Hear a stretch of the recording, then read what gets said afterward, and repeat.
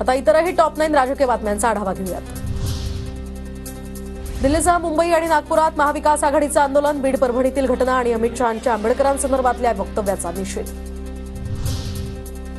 बहुमत मिळाल्यामुळे गांगरून गेले असतील, अंतर्गत कलहामुळे खाते वाटपाला उशीर होत असेल, प्रकाश महाजन यांची टीका। विधानसभा उपाध्यक्षपद हे राष्ट्रवादीकडे राहणार, सूत्रांची माहिती। तर राजकुमार बडोले किंवा अण्णा बनसोडेंना संधी मिळण्याची शक्यता, विरोधकांना विधानसभा उपाध्यक्षपद देण्याची मागणी अमान्य, सूत्रांची माहिती।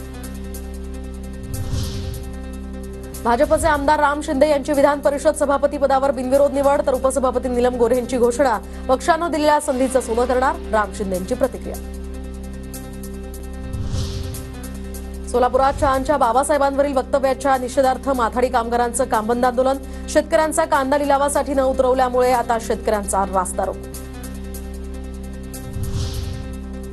आम्ही सुरू केलेली एकही योजना बंद होऊ देणार नाही, अधिवेशनानंतर लाडक्या बहिणींच्या खात्यात डिसेंबरचा हप्ता जमा होणार, मुख्यमंत्री फडणवीसांची माहिती। अजित पवारांना सगळे कायम उपमुख्यमंत्री म्हणतात, पण अजित दादा हे एक दिवस नक्की मुख्यमंत्री होतील, त्यासाठी त्यांना शुभेच्छा, देवेंद्र फडणवीसांचं विधिमंडळात वक्तव्य। भाजप आमदार रणजितसिंग मोहिते पाटलांना सहकार विभागाची कारणे दाखवा नोटीस, शंकर सहकारी साखर कारखान्याचे अध्यक्षपद रद्द होण्याची शक्यता, मोहिते पाटील बेकायदेशीर कर्जवाटप प्रकरणी गोत्यात आल्याची चर्चा।